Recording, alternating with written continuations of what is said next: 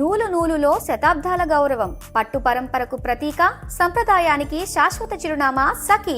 హైదరాబాద్ లో aunty phone చేశారండి నాకు. అమ్మా నీకు ఒక మాట చెప్తాను, నువ్వేమనుకోవద్దు, నా ఎవరో ఫ్రెండ్ అని ఒక ఆవిడ తీసుకొస్తున్నారు, పాప కూడా ఉందని నాకు తెలిసింది సార్. గర్ల్ ఫ్రెండ్ కాకుండా గర్ల్ ఫ్రెండ్ కి ఒక బేబీయా? మేము హైదరాబాద్ వెళ్ళాం సార్. ఫోన్ చేస్తే ఎక్కడున్నారు అని అడిగితే నేను రూమ్ లో ఉన్నాను అని చెప్పారు. కానీ రూమ్ లో లేరు. అంటే వీళ్ళు వచ్చారని తెలియదు కదా సార్. మరి ఏ రూమ్ అన్నాడా మరి మనకేం తెలుసు? మార్నింగ్ ఈయన వచ్చారండి. రాగానే నేను ఫోన్ తీసుకున్నా. ఆవిడ వాళ్ళ పాపతో ఈయన ముగ్గురు కలిసిన ఫొటోస్, చాటింగ్స్ అన్ని నాకు అర్థమైపోయింది సార్. వీళ్ళ గురించి అన్ని చూసాను నేను. క్లాస్ నుంచి పరిచయం అంట సార్. సూపర్ సీనియర్ నీకు. ఎక్కడున్నావు? రోడ్డు మీద ఉన్నా. రోడ్డు మీద ఉన్నావా? మరి ఇంకెక్కడ ఉంటాను? రోడ్డు మీద ఈ టైం ఎక్కడ ఉంటాను నేను? రూమ్ లో ఉన్నాను, డౌట్ వస్తుంది. రోడ్డు మీద ఉన్నాను అన్నావు, తనతో ఉన్నావా అని అడిగాను. నేను తనతో ఉన్నాను. ఏంటి చెప్పు? ఏది రోడ్డు మీద? మీరు ఇప్పుడే రోడ్డు మీద ఉన్నారా? ఎప్పుడు రోడ్డు మీద ఉంటారా? నీ బాడీ లాంగ్వేజ్, నువ్వు మాట్లాడే తీరు అన్ని కూడా మాకు అర్థమైపోయినాయి. నా వల్ల అయితే తప్పు అయిపోయింది సార్. దొంగ. ఇప్పుడు దాకా ఏదో కబురు చెప్పే కథలు చెప్పా. ఇది ఇలా జరిగిందని నా భార్యకి చెప్తున్నా సరే ఆమె నమ్మకుండా బుద్ధి గడిచినబ్బా. అసలు ఏ భార్య ఒప్పుకుంటుందయ్యా? పద మీ అమ్మగారితో మీ నాన్నగారితో మాట్లాడదా. పద ఇప్పుడే ఫోన్ కలుపుతా.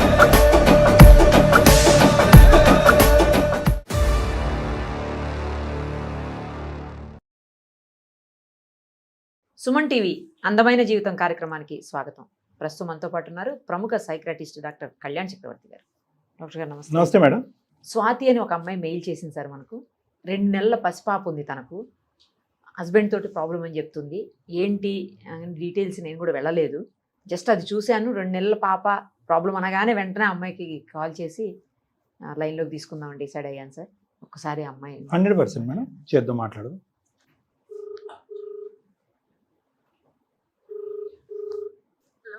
హలో, స్వాతి గారేనా అమ్మా? అవునండి, మీరెవరండి? అమ్మా నేను నిరుపమ, సుమన్ టీవీ అందమైన జీవితం కార్యక్రమం నుంచి కాల్ చేస్తున్నా అమ్మా. నమస్తే అండి. నమస్తే అమ్మా. నమస్తే. మనతో పాటు డాక్టర్ కళ్యాణ్ చక్రవర్తి గారు ఉన్నారు. అసలు ఏంటి డీటెయిల్డ్ గా చెప్తారా కొంచెం? డాక్టర్ గారు కూడా వింటారు. Okay madam. ఎస్. నాది అరేంజ్ మ్యారేజ్ సార్. ఆ, అయితే మా అమ్మ వాళ్ళు తను ప్రైవేట్ జాబ్ చేస్తారు, వాళ్ళ డాడీ కూడా గవర్నమెంట్ ఎంప్లాయ్ అండి. మంచి సంబంధం అని మా అమ్మ వాళ్ళు పెళ్లి చేశారు. పెళ్ళి ఎంతకాలం అయింది తల్లి? 1.5 year అండి. 1.5 year అయింది. నీకు 2 months ఓల్డ్ బేబీ. అతను మంచి జాబ్ అని చెప్పి మీ తల్లిదండ్రులు అరేంజ్డ్ మ్యారేజ్ చేశారు. అవును సార్. మీరు ఉండేది హైదరాబాద్ లో? నేను ప్రెసెంట్ విజయవాడలో ఉంటున్నామండి. మా అమ్మ వాళ్ళది విజయవాడ. ఓ, అమ్మోడతో ఉన్నారు అవును. అంటే బిడ్డ, చంటి బిడ్డ. ఓకే. మ్యారేజ్ అయిన తర్వాత 3 months హైదరాబాద్ లో తన రూమ్ లోనే ఉంచుకున్నారు. అంటే అంతలో అమ్మ వాళ్ళ ఇంటికి ఇటు అటు నడుస్తున్నాం. అంతలో ప్రెగ్నెన్సీ వచ్చిందండి. విజయవాడ వచ్చామండి, తీసుకొచ్చారు. తీసుకొచ్చిన తర్వాత ఒక 3 days 4 days నాతో ఉండి, నువ్వు ప్రెగ్నెంట్ ఉన్నావు కదా, అటు ఇటు నువ్వు జర్నీ చేయలేవు, నువ్వు ఇక్కడే ఉండు, నేను జాబ్ చేస్తూ అప్పుడప్పుడు నీ దగ్గరికి వస్తూ ఉంటా, ఫోన్ మాట్లాడతా అన్నారండి. ఓకే. అంటే నువ్వు ప్రెగ్నెంట్ కాబట్టి అటు ఇటు తిరగకూడదు. హెల్త్ బాగాలేదని ఓకే చెప్పండి. ఓకే. ఓకే. ఇక్కడ ఉండి అమ్మ వాళ్ళ ఇంటి దగ్గర, అత్తగారి ఇంటి దగ్గర అప్పుడప్పుడు వెళ్తూ పోతూ ఇక్కడే ఉంటున్నా అండి. ఓకే. గొడవలు అయ్యేటప్పటికి ఒక 8 months ఉందండి నాకు. 7-8 months వచ్చాయి ఇప్పుడు. అయితే ఇట్లా ఈయన ఫోన్ కాల్స్ చేయకుండా, నాతో మాట్లాడకుండా, నా దగ్గర రావటం మానేసి చాలా టార్చర్ లా అనిపించిందండి నాకు. ఎందుకంటే చాలా బాధ, ఏం చేయాలో తెలియట్లేదు. ఆయన ఫోన్ మాట్లాడట్లేదు. ప్రెగ్నెన్సీ ఉంటే పక్కనే ఉండాలి అని ఏ ఆడవాళ్ళకైనా అనిపిస్తుంది కదండి. ఆఫ్ కోర్స్, అవునమ్మా. నేను అంతకు ముందు మ్యారేజ్ అయిన తర్వాత అక్కడే ఉన్నాను కదా సార్. అక్కడ ఇంటి ఓనర్ గారు కూడా ఆంటీ చాలా మంచిదండి.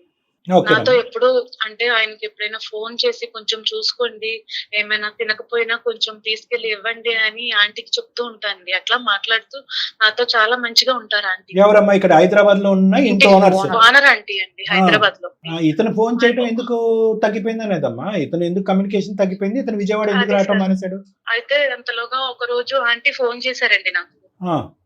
ఫోన్ చేసి అమ్మా నీకు ఒక మాట చెప్తాను, నువ్వేమనుకోవద్దు, సరిగ్గా రావట్లేదు, మీ వారు సరిగ్గా ఉండట్లేదు, ఎవరో ఫ్రెండ్ అని ఒక ఆవిడని తీసుకొస్తున్నారు, ఓకే నేను అడిగితే మీ రిలేటివ్స్ అని చెప్పారు అని అన్నారు ఆంటీ. నేను రిలేటివ్స్ ఆంటీ భర్త పరుగు పోకూడదని చెప్పి మీరు కవర్ చేశారు, బాగా కవర్ చేశాను. అవును సార్. నేను ఏంటంటే తనకి ఒక పాప కూడా ఉందని నాకు తెలిసింది సార్. ఏదమ్మా ఆమె ఈయన మాట్లాడుతున్నాడు కదా, ఆమెకు ఒక పాప కూడా ఉందని తెలిసింది. ఇతను గర్ల్ ఫ్రెండ్ కాకుండా గర్ల్ ఫ్రెండ్ కి ఒక బేబీయా? అవును సార్. తనకు ఒక పాప ఉంది, తన భర్త చనిపోయాడు.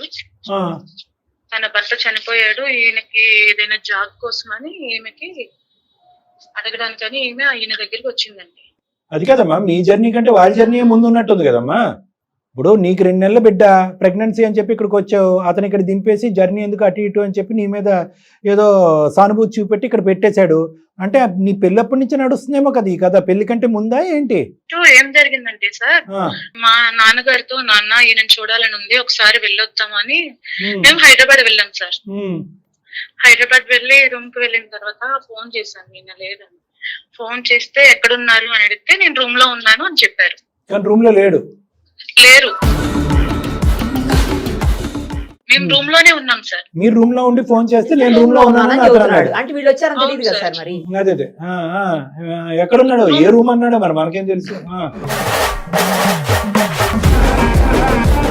ఏదో పని మీద ఉన్నారంట నాన్న, మార్నింగ్ వస్తారంట అంటే ఇంకా సరే అని మార్నింగ్ వరకు వెయిట్ చేశాను సార్. రైట్. అంటే సరేనమ్మా నేను వెళ్తాను, సరే ఉందని ఆయన వెళ్ళిపోయారు. మార్నింగ్ అప్పటికి మీ పేరెంట్స్ కి ఏమీ తెలియదు, మీ నాన్నగారికి ఏ విషయం తెలియదు? లేదు సార్. మార్నింగ్ ఈయన వచ్చారండి, రాగానే నేను ఫోన్ తీసుకున్నా. ఫోన్ తీసుకొని మొత్తం చెక్ చేస్తే ఆవిడ వాళ్ళ పాపతో ఈయన ముగ్గురు కలిసిన ఫొటోస్, చాటింగ్స్ అన్ని క్లియర్ గా నాకు అర్థమైపోయింది సార్. వీళ్ళ గురించి అన్ని చూసా నేను. ఇదంతా ఏంటంటే ఆమె మామూలుగా నా ఫ్రెండ్, ఫస్ట్ నుంచి మా ఇద్దరం చదువుకున్నాము, ఫస్ట్ నుంచి తెలుసు ఆవిడ. ఏం లేదు, ఏం లేకపోతే ఇవన్నీ కనబడుతున్నాయి, ఫొటోస్ ఉన్నాయి, చాటింగ్స్ ఉన్నాయి, ఇవన్నీ ఉన్నాయి, ఏం లేదంటే నేను ఎలా చేయాలి, ఏం చేయాలి అని అడిగాను. ఈ మామూలు ఫ్రెండ్ ఎప్పటి నుంచి మామూలు ఇస్తుంది? సారీ, ఆవిడ ఫస్ట్ క్లాస్ 10th క్లాస్ నుంచి పరిచయం అంట సార్. సూపర్ సీనియర్ నీకు. నాకు ఇదంతా తెలీదు. తెలిసిన వాళ్ళు మంచి ఫ్యామిలీ అని చేశారు సార్. ఎవరికి తెలియదు సార్ ఈ విషయం. నేను ఎంక్వైరీ చేసుకుని లాస్ట్ కి రూమ్ దగ్గరికి వచ్చి ఆయన ఫోన్ చూస్తే అది మొత్తం నిజమని అర్థమైంది సార్. నాకు ఇప్పటి వరకు అర్థమైంది ఏంటంటే, నీకు అంతకు ముందే అనుమానం ఉంది, మీ భర్తతో పాటు మీ నాన్నగారితో పాటు ప్రెగ్నెంట్ గా ఉన్నప్పుడే విజయవాడ నుంచి ఇక్కడికి వచ్చి అతను ఫోన్ చేస్తే కనుక రూమ్ లో ఉన్నటువంటి వ్యక్తి రూమ్ లో లేడు. తర్వాత ఫోన్ తీసుకుని చెక్ చేసేటప్పటికి మొత్తం గుట్టు రట్టయింది. చైల్డ్హుడ్ ఫ్రెండ్, అతనితో అసోసియేషన్, ఆ అమ్మాయి, అంతేకాకుండా బిడ్డను ఎత్తుకుని ఫోటోలు ఇవన్నీ దొరికినాయి. ఏమన్నాడమ్మా అసలు? యూనియన్ లో నుంచి అప్పటి నుంచి పరిచయం. తనకి Union లో పాపం తీసుకొచ్చి నా దగ్గరికి పాపం తీసుకొచ్చి ఏమైనా జాబ్ తీసి చూపిమని అడిగిందే గానీ మా ఇద్దరి మధ్య ఏం లేదు, అక్కడే ఉండని చెప్పి పంపించారండి. ఇప్పుడు 2 months అండి పాపకి, అయినా సరే మారలేదు. కదమ్మా, డెలివరీకి వచ్చాడా లేదా మీ ఆయన? డెలివరీకి వచ్చి 1 day 2 day ఉండి పట్టించుకోలేదు సరిగ్గా. మాట్లాడిన 1 నిమిషం మాట్లాడి పెట్టేస్తున్నారు. మారిపోయాను, మంచిగా ఉన్నాను అంటున్నారు, కానీ నాకు మాత్రం నమ్మకం లేదు సార్. మాకే లేదు, మీ వల్ల నాకు ఏమైనా పరిష్కారం దొరికిద్దని మీకు మేలు చేశాను సార్. ఈ విషయం మా అమ్మ వాళ్ళకి కూడా చెప్పలేదండి. వాళ్ళకి కూడా తెలియదు. నేను మారిపోయాను అని అంటున్నారు, కానీ ఆ నమ్మకం లేదు మేడం. నమ్మకం లేకపోవడానికి మనకి ఇక్కడ బలమైన ఆధారం ఉంది కదా. ఆంటీ గారు కూడా చెప్పినట్టున్నారుగా. ఆవిడ చెప్పేంత కాలం అయిందమ్మా? ప్రెగ్నెన్సీ లో ఉన్నప్పుడు అప్పుడా? ఓకే. ఈ మధ్యకాలంలో మళ్ళీ నేను డెలివరీకి వెళ్ళిపోయాను కదా సార్. మారలేదు అంటే కనుక కంటిన్యూ అవుదాం అనుకుంటున్నారా, వద్దనుకుంటున్నారా? మీరే ఏదో ఒక పరిష్కారం చేయండి సార్ ప్లీజ్. రైట్. సరే, కాల్ కలపండి అమ్మా ఒకసారి ఆయనకి. Okay sir. The person you are speaking with has put your call. Hello, ఎక్కడున్నావు? రోడ్డు మీద ఉన్నా. రోడ్డు మీద ఉన్నావా? మరి ఇంకెక్కడ ఉంటాను? రోడ్డు మీద ఈ టైం ఎక్కడ ఉంటాను? నేను రూమ్ లో ఉన్నానంటే డౌట్ వస్తుంది. అదే ఎక్కడున్నావు చెప్పొచ్చు కదా. రోడ్డు మీద ఉన్నాను అమ్మా, నీకు ప్రతిసారి చెప్పాలంటే చెప్పు. ఎందుకు ఫోన్ చేసి చెప్పు. ఏ గొడవ లేదు, రోడ్డు మీద ఉన్నాను. తనతో ఉన్నావా? నీకేమైనా పిచ్చా? ఎవరితో? తనెవరు?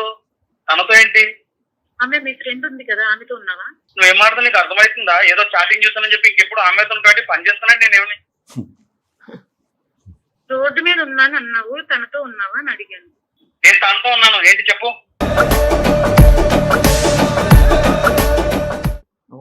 ఏది రోడ్డు మీద? శివ గారు, ఎవరు? నేను నిరుపమ, సుమన్ టీవీ అందమైన జీవితం కార్యక్రమం నుంచి. నేను అలాగే నాతో పాటు డాక్టర్ కళ్యాణ్ చక్రవర్తి గారు కూడా ఉన్నారు. మీ వైఫ్ మాకు మెయిల్ చేశారు మీ గురించి, మీతో కూడా మాట్లాడదామని చెప్పేసి ఆమెతోటి మేమే మీకు కాన్ఫరెన్స్ కాల్ కల్పించాం. శివ గారు, సార్ సార్ మీరు ఇప్పుడే రోడ్డు మీద ఉన్నారా, ఎప్పుడు రోడ్డు మీద ఉంటారా?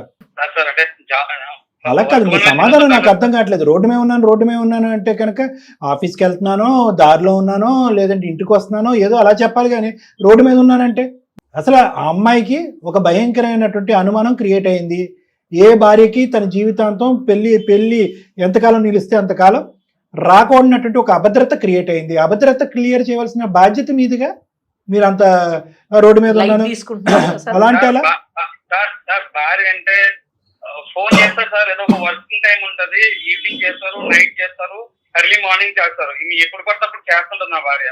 హస్బెండ్ అంటే ఎప్పుడైనా ఫోన్స్ చేసుకుంటారు, ఎప్పుడైనా మాట్లాడుకుంటారు. ఈ టైంలో మాట్లాడుకోవాలి, ఈ టైంలో కాల్ చేసుకోవాలి, ఈ టైంలోనే ఫోన్ రావాలని ఏమన్నా లెక్కలు ఉంటాయా ఏంటి? నాకు అర్థం కాలే. మేడం వర్క్ లో కూడా ఉంటాం కదా మేడం, ఇప్పుడు సాయంత్రం 6 తర్వాత వర్క్ అయిపోతుంది మేడం. సంతోషించు, నిమిషానికి ఒకసారి వీడియో కాల్ లో చేయలేదు. అవన్నీ కాదు తమ్ముడు, అవన్నీ పక్కన పెట్టేవా? ఉంటాయా మూడు పెళ్ళాల ఫోన్లకి? శివ, ఒక్కటి, నువ్వు చూపెట్టిన సినిమా తర్వాత ఆ అమ్మాయి రెండో భాగం మొదలు పెట్టింది. నువ్వు చూపెట్టలేదా సినిమా అమ్మాయికి? అసలు నువ్వు ఆ అమ్మాయి ప్రెగ్నెన్సీగా ఉన్నప్పుడు జరిగినటువంటి కథ ఏంటి? నీ సో కాల్డ్ ఆలమ్ని ఫ్రెండ్ తోని, స్కూల్ ఫ్రెండ్ తో ఏంటి మీ ఇద్దరి మధ్యన జరిగినటువంటి వ్యవహారం? ఆ అమ్మాయి ఎవరు అసలు? ఎందుకు అన్నిసార్లు రూమ్ కి వచ్చింది? సార్ ఆమెకి నాకు ఎలాంటి సంబంధం లేదు సార్.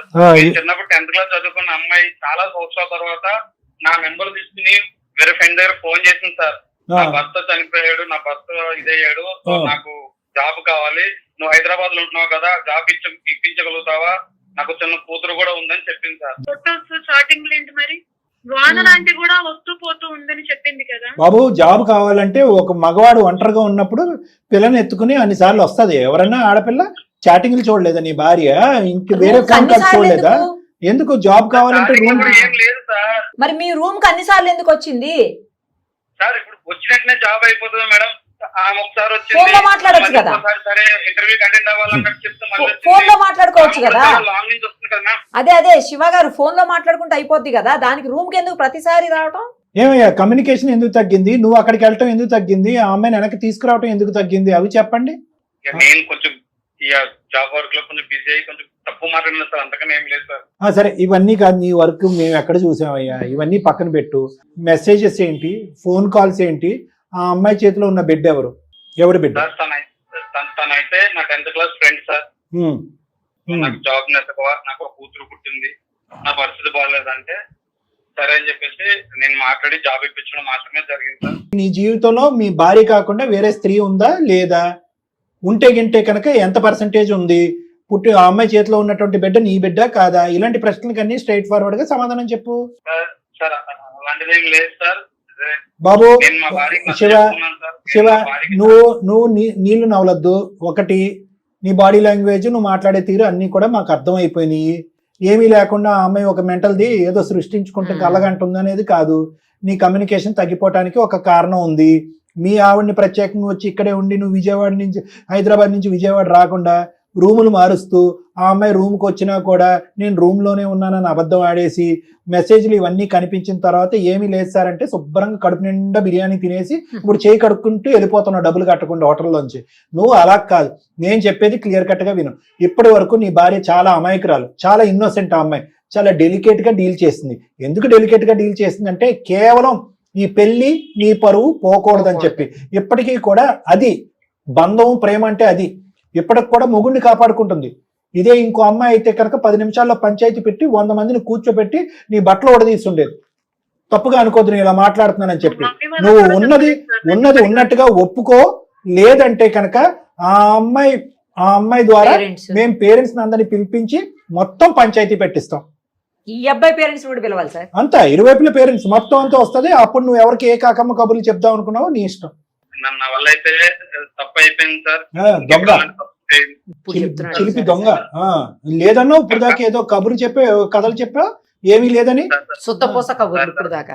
చిన్న తప్ప పెద్ద తప్ప ఇప్పుడు ఆన్ గోయింగ్ తప్ప పాస్ట్ తప్ప ఇప్పుడు నడుస్తుందా కదా? సార్ ఏదో నా వల్ల ఒక ప్రమాదం లాంటిది జరిగిపోయింది సార్. ప్రమాదం ఎవరి ప్రమాదం? అమ్మాయికి ప్రమాదం. నీ వాళ్ళ పెళ్ళానికి ప్రమాదం. ఎవరికే ప్రమాదం? నీకు సుఖం, అమ్మాయికి ప్రమాదం. మంచి మసాలా కథ నడిపించావుగా బ్యాక్గ్రౌండ్ నుంచి. ఎంతకాలం బట్టి నడిచింది అది? సార్ ఈ అనుమానంతో నా భార్య చచ్చిపోతుంది సార్. నేను ఇంకెలాంటి సపోర్ట్ చేయనని కూడా అమ్మాయికి చెప్పాను సార్. మీరేదో చేసి భార్యకి నచ్చ చెప్పాలి సార్. అలా కదయ్యా, నువ్వు తప్పు చేశానని ఒప్పుకున్నావు.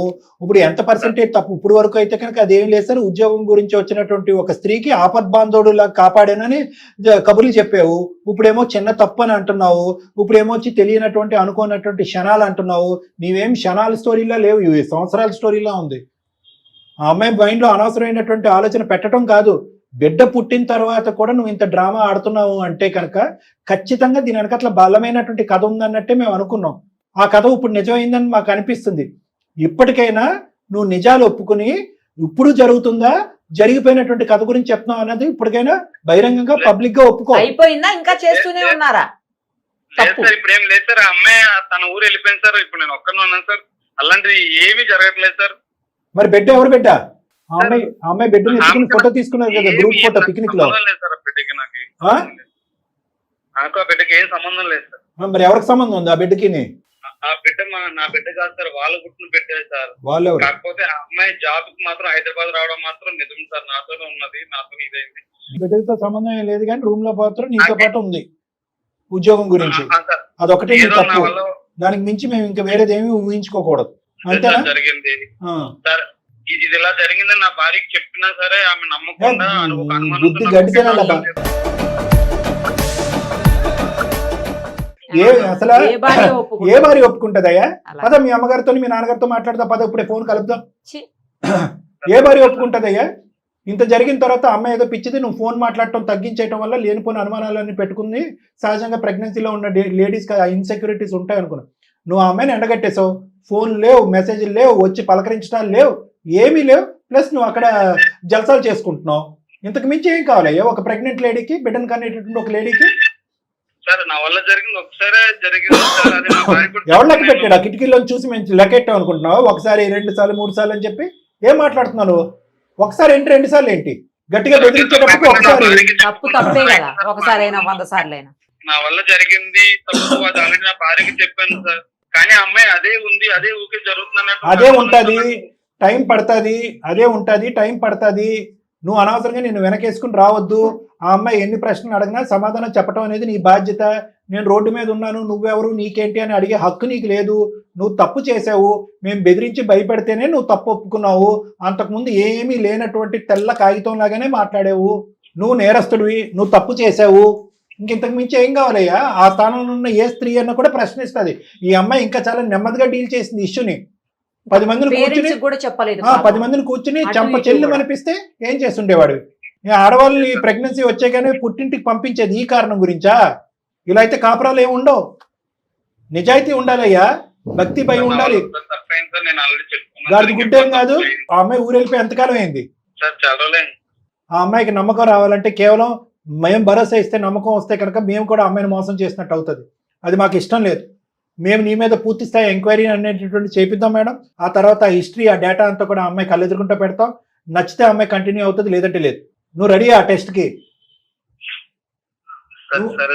నువ్వు నిజాయితీగా మాట్లాడుతున్నావా? టెస్ట్ చేసిన తర్వాత, టెస్ట్ అంటే కనుక మేము చేసేటటువంటి ఎంక్వైరీ చేసిన తర్వాత వేరే నిజాలు బయటకు వస్తే కనుక అది క్షమించరానటువంటి నేరం. ఆ అమ్మాయి తీసుకోవాల్సిన స్టెప్స్ అన్ని ఆ అమ్మాయి తీసుకుంటది. నీ నిజాయితీ నిరూపించుకోవడానికి రెడీగా ఉన్నావా? ఆ ఏదో పని చేసిన తర్వాత నిజాయితీ గురించి నేను మాట్లాడుతున్నాను. అమ్మ, నీ భర్త మాటలు నీకు నమ్మశక్యంగా అనిపిస్తుందా లేదా? రైట్. అందు గురించే నేను ఇందాక ఆ మాట కూడా అన్నాను. మాకు తెలిసినటువంటి లీడ్స్ బట్టి మేము కొన్ని ఎంక్వైరీస్ చేసుకుంటాము. ఆ ఎవిడెన్స్ అంతా నీ ఎదురుగుంటా పెడతాము.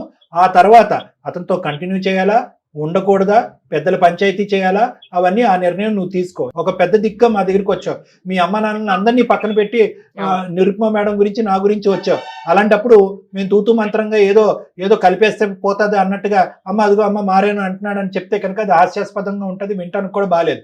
కాబట్టి నీకు 110% గ్యారంటీ ఇవ్వడం గురించి మేము ఇంకొక అడుగు ముందేస్తున్నాం. ఎక్కడో నాకు అనిపించింది ఇదేదో తెలియకనటువంటి ఒక తప్పిదం జరిగింది, తర్వాత తప్పు కంటిన్యూ చేయలేదు అన్నట్టే నాకు అనిపిస్తుంది. కానీ నిన్నటి మొన్నటి వరకు బిడ్డ కన్నా త్వరతో బిడ్డను చూడటానికి కూడా అతని మనసు ఒప్పలేదు అంటే కనుక మళ్ళీ నాకు క్వశ్చన్ మార్క్స్ వస్తున్నాయి. కాబట్టి నాకు క్వశ్చన్ మార్క్ వస్తుంది కాబట్టి నీ మైండ్లో ఉన్న క్వశ్చన్ మార్క్ తీసే బాధ్యత కూడా నాదే, నా మైండ్లో ఉండే క్లారిటీ తెచ్చుకోవాల్సిన బాధ్యత నాదే. కాబట్టి ఒక అడుగు ముందుకేసి కొద్దిగా ఎంక్వైరీ చేద్దాం. చాలా థ్యాంక్ యూ సార్. అది ఇప్పుడు రుణపడి ఉంటాను సార్. రైట్ అమ్మా. బాబు ఎవరు శివ? సార్ ఓకేనమ్మా అంటే కనుక మళ్ళీ ఆ అమ్మాయి అంటే రేపు పొద్దున వీడియో కాల్ చేస్తూ ఉంటుంది గంటకోసారి. కాబట్టి నీ మంచికే మేము ఏం చేస్తున్నాం అంటే మొత్తం నీతో సంబంధం లేకుండా కొంత డేటా అనాలిసిస్ చేసుకుని ఎవిడెన్స్లు సంపాదించిన ఆ అమ్మాయి, అప్పుడు అమ్మాయి హ్యాపీగా ఫీల్ అయింది అనుకోండి, నీ ప్రయాణం కూడా సాఫీగా ముందుకెళ్ళిపోతుంది. ఓకే, అది మేడం. ఎందుకంటే అమ్మాయికి ఈ ప్లాట్ఫామ్ మీద బ్లైండ్ గా మనం ఇవ్వలేం కదా మేడం, అందు గురించి. ఎందుకంటే నసుకుతున్నాడు మేడం. భరోసా ఉండే మనిషికి చాలా గట్టిగా మాట్లాడుతుంది. ఎస్ సార్ నేను తప్పు జరిగింది, ఇక ముందు నేను చేయట్లేదు, మీరు ఏం చేసుకుంటే అన్నిటికీ నేను రెడీ అన్నట్టు అనాలి కదా మేడం, అనట్లేదు. సో మనం అమ్మాయికి బ్లైండ్ ఫెయిత్ ఇవ్వలేము. సో కాబట్టి కరెక్ట్ 100% కరెక్ట్ డెసిషన్ సార్ మీది. Thank you so much.